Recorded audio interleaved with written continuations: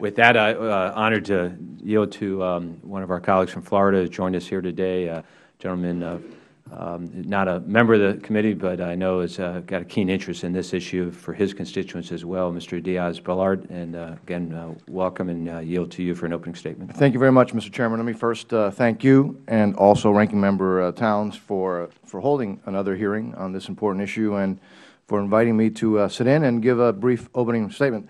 I do want to take this opportunity, Mr. Chairman, though, to mention that you have been really a spectacular leader on this issue and others, but specifically on this issue. And I know that I can speak for everyone in Congress and the American people when I say that you're going to be missed here, Mr. Chairman. And again, I want to thank you for your service, for your leadership.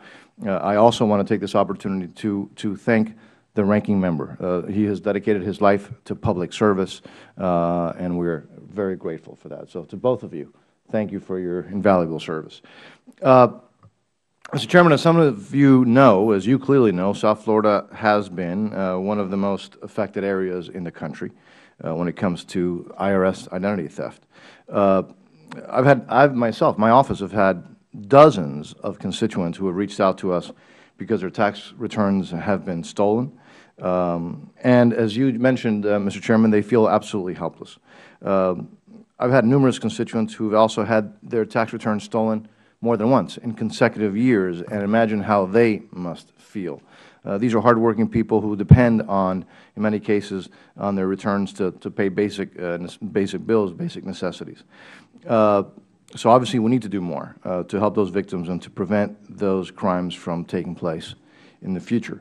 It's been one of my top priorities, and I've worked closely with the IRS to try to help resolve this epidemic. I also want to thank the IRS. You all have been exceedingly accessible, not only to me but to my staff. Always been willing to come forward to discuss this issue and to try to let us know what you're working on, et cetera. So I want to thank you for being extremely accessible to us. Mr. Chairman, they've made some great improvements over the last year, but obviously, as the Ranking Member and you said, a lot more has to be done. I was really happy to learn about the Identity Theft Victim Disclosure Waiver pilot program that was implemented in Florida in April of this year. I met with stakeholders down there, the State Attorney's Office and the State Attorney herself, and they were really looking forward to getting this program going. And I've spoken to both the IRS and the local authorities about the success so far. It does seem to be helping state and local authorities to prosecute the individuals responsible for this heinous crime. Now, while this program is a step in the right direction, as we've all said before, much more needs to be done.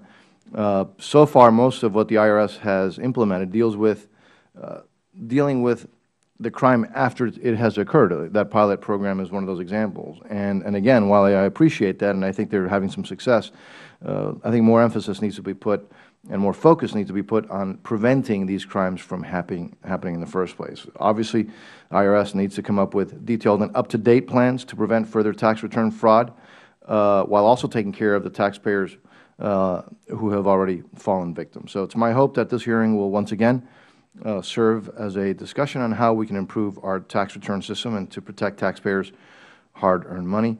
I once again want to thank you, Mr. Chairman, and the Ranking Member for holding this hearing, but for being leaders in this area.